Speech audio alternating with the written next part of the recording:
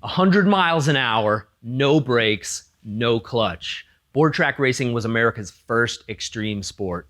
Beginning in 1909, wooden tracks were popping up all over the country, and within just a few short years, riders were traveling over 100 miles an hour almost every race.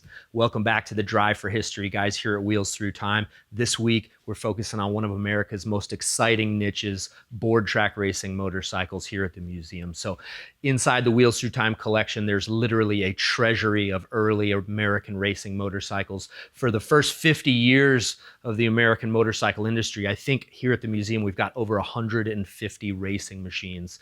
In the back of the museum, we've got our board track racing exhibit. It's really a visitor favorite and really amongst the staff, one of our favorite areas inside of the museum. Now, coming up here shortly, we're going to be cranking up this 1915 big Valve Excelsior racing motorcycle. It's a 1,000cc racing machine, quite an incredible bike in almost completely as raced condition.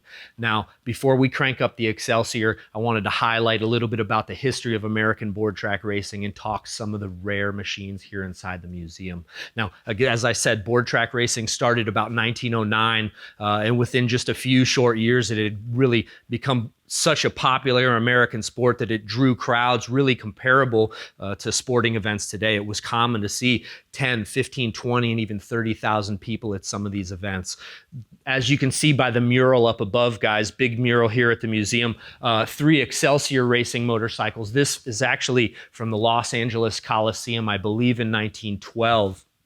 3 Excelsior racing machines. And if you look at the surface there, this is where board track racing gets its name. The entire track was made out of wood. Those are actually 2x4s stacked up on edge. Tracks were as small as a quarter mile, maybe even a bit smaller, and up to 2.5 miles in length, if you can believe that. Some of these 2-mile racing courses had hundreds of miles of 2x4s on the track. So incredibly dangerous sport, as you can imagine. You've got riders falling off at 100+ mile-an-hour speeds onto wooden tracks. You've got machines soaking tracks with oil and gasoline.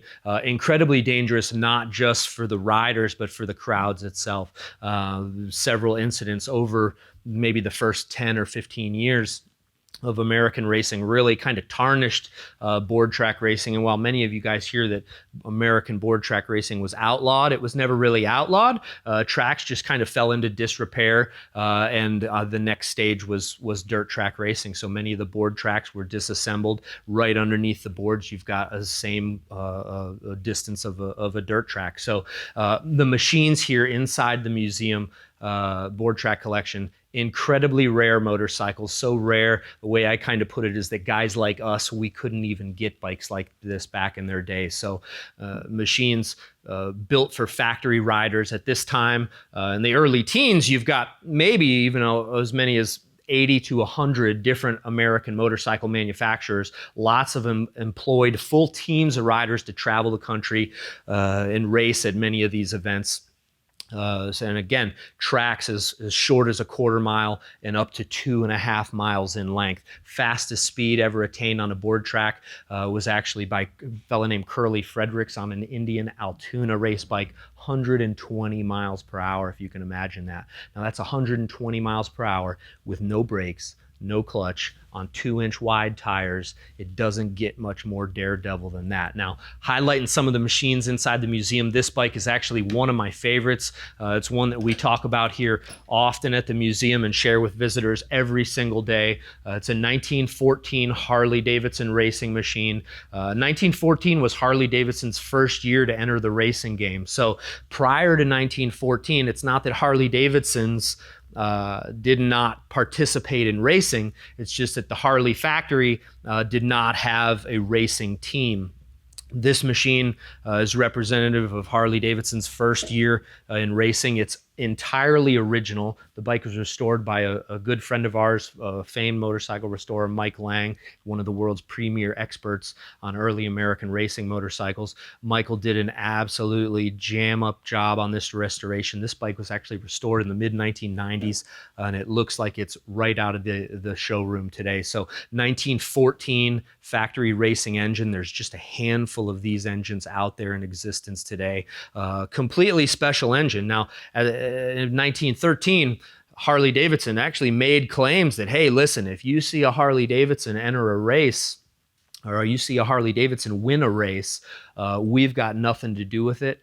They kind of looked at racing as a dangerous game and something that they didn't focus on. They focused on sturdy American reliable motorcycles. So quickly they realized the implications of racing on sales. And when you win on Sunday, you sell on Monday. So really without any of course, without any regret, but without any choice, Harley Davidson entered the racing game, and the rest is really history. This is the only known 1914 factory racing machine, special short coupled frame, again, 1000cc twin cylinder racing engine, large rivet gas tanks. We believe this machine was built for the Dodge City 300-mile road race. Now again, we commonly refer to all these machines as board track racing motorcycles. The reality is they raced on dirt track. They did road races just the same, of course, dirt roads. And then they also raced on the board tracks. This machine, the only first-year Harley-Davidson racing machine in existence, as I was mentioning, we believe this bike to be from the Dodge City 300 race. Huge gas tank here, quite a bit larger than standard Harley-Davidson racing machines. It's got the riveted construction here for strength. Harley-Davidson first entered the Dodge City race in 1914, kind of had a tough go at it. By 1915, I think Harley-Davidson took home the checkered. So on a machine very similar to this. So 1914 factory racer is one of our favorites. Now also here at the museum, you've just got, as I said before, a treasury of early American racing history here. We've got first row here, Harley Davidsons of various different models. One of my favorites down on the bottom here is the 1929 Harley Davidson DAR. We commonly refer to this as the last American board track racer. This engine is actually an overhead valve 750cc engine that Harley developed in the late 1920s. For the past, I don't know, 60, 70 years, it's really only been known that this engine, the overhead valve 45, went into Harley-Davidson hill climbers. The DAR is the only known example of its type. We know that they built, through Harley documentation, we know that they built about 20 or 25 of these engines. This is the only example that we know of ever being put into a board track racing chassis. 1929 is really, board track racing was all but over at that time. So, it's kind of a mystery as to what this machine was exactly built for. 1927, they came out with the 750cc racing class. So, kind of a short window that this bike would have had to be able to race against the Indian overhead 750s and the Excelsior overhead 750s. So one of our favorites here, makes great noise. It's in almost entirely original condition. We're going to be running this bike for you later on this summer. Up on top, some of the most historic Harley-Davidson racers anywhere, raced on boards, raced on dirt. The Banjo twin cam here's one of the only examples remaining. Actually, between here and the Harley-Davidson Museum in Milwaukee, this is the only place you can see a Harley-Davidson Banjo twin cam racing engine. And the Banjo twin cam gets its name from this kind of banjo-shaped cam cover here. Ultra rare stuff. This one here in pretty much as race condition as well. And I know I keep saying favorites. We got a ton of favorites here at the museum. The 1921 Harley-Davidson SCA is among the best motorcycles, if you ask me, anywhere in the world. Serial number 1 in original as race condition, and it runs like it was brand new. This bike, as far as I know, is the only original paint Harley-Davidson Keystone racing machine in existence. It also happens to be the very first one off the line in 1921. So this machine, 500 cc's. Now, in this day and age, they had several different racing classes, 500 cc's and 1000 cc's, the most prominent. This machine is actually built on a set of twin cylinder engine cases. If you look back over here, you can see the banked off twin setup. So what they did was they just built the engine with one cylinder. Also has Harley-Davidson's Keystone racing frame. Now the Keystone frame, come on over this way and I'll show you. The Keystone racing frame, all three of these bikes ultra rare racers, all with the same type of frame. The Keystone frame is most identifiable by these engine plates down here on the bottom of the frame. So what the Keystone frame did, there's actually a big gap in between the back of the frame here and the front of the frame here. It's all tied together with the engine. So it made the engine a stress member in the frame, dropped the center of gravity considerably lower in the frame, made for better handling and a stronger setup. So 1924 Harley Davidson FHAC twin cam racer. This machine is one of just a handful known and is almost entirely original. The three of these machines were restored by a good friend of ours, Steve Hunsinger, in Arroyo Grande, California. Steve's one of the kind of premier early American racing experts. Between he and Mike, there's probably no two better guys to have restoring or working on your American racing motorcycles. So what we're going to do now is get this old Big Valve Excelsior here off the table. Now this bike has not run in probably 10 years or more. So what we're going to do is pull this thing off. I'm going to have Chris and Andy help me remove this thing. And now when we pull this bike off the stand, Andy, we're going to flip. Chris, you hold on the handlebars. We're going to flip the stand up so it lands on the rear wheel here. And then I'll come help you with the front end here shortly, Chris. All right, we're lifting and back. Yep. Yep, and down. All right. Yep, 1, 2, 3. All right. Good deal. Let's bring her around this way. Okay. So guys, the Big Valve Excelsior. Excelsior's built in Chicago, Illinois, 1911. Ignis Schwinn of Schwinn Bicycles bought the company, and within just within 1 year, they were traveling 100 miles an hour. Lee Humiston in 1912, actually at the Los Angeles Coliseum, a 1 mile track, hit the first ever 100 mile an hour speed in a race. This machine is almost entirely in as race condition. It's an absolute work of art. Big bird on the gas tank here in the shape of an X for Excelsior. This machine, 1,000 cc, twin cylinder engine, magneto ignition, monster, big, huge Schebler racing carburetor. The Big Valve Excelsior got its name from the intake valves. They're monster 2.25 inch intake valves. This thing breathes like you wouldn't believe, makes some incredible noise. One of my favorite parts of this bike is the throttle linkage. And at this day and age, a lot of companies operated the throttle with a cable. This is entirely mechanical, linkage throughout, and regardless of where you set the throttle and steer the machine, the throttle stays where it needs to. If I counted correct, I think there's 13 pivot points to get from your hand here to the carburetor. It's really impressive stuff. So earlier today, I came and lubricated the rocker arms, valve springs, the exhaust lifters. I've got the decompressor set up. Now this machine is a pedal start, so the way we'll fire this bike up is I'll sit on the seat, keep the decompressor pulled, pedal that machine up, build some inertia up in the flywheels, drop that decompressor, and the machine ought to bump right off. A lot of these bikes here, the pedals were a little bit kind of primitive. So got to a point where after these bikes, it was obvious that they were purpose-built racing machines and really had no other use other than on the track. They ditch the pedals and go to footrests, and then the bikes would be push start from there. So guys, remember, 100 miles an hour, no brakes, no clutch, direct drive. So when that motor is running, this wheel is spinning. Okay, so we've got timing adjustment here. We got 2 oil shutoffs, one to the crankcase side, one to the oil pump on the others on the cam chest side. Fuel shutoff right here. We're going to put some gas in it, and hopefully momentarily we'll be running. Now this bike makes some incredible noise, breathes flames out the pipes, and just puts on a light show every time we fire it up.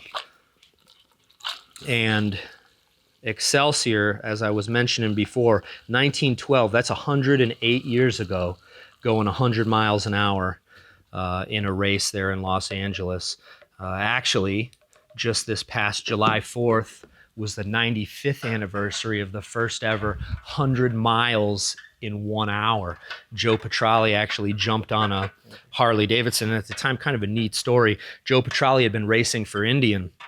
His Indian didn't show up on the train to the race, so he had no bike to race. Ralph Hepburn, who had been racing for Harley at the time, went down in practice. Joe Petrali ended up riding his bike. Hepburn couldn't compete in the race, asked Joe Petrali, hey, would you ride my bike? If you place, we'll split the prize money.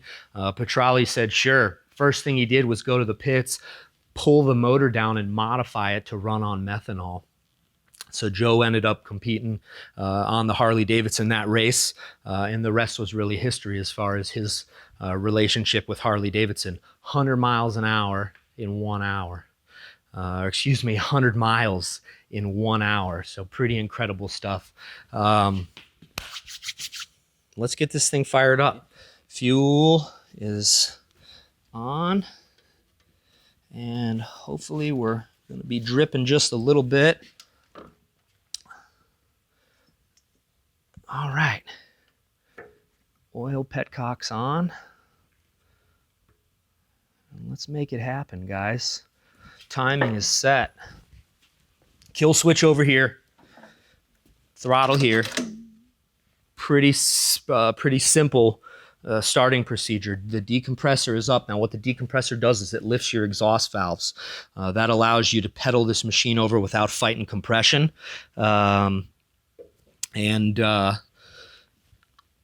Once you get the flywheels built up to a certain amount of revolutions, you can drop that decompressor and the machine will bump right off. So let's get this thing running. Make her happen.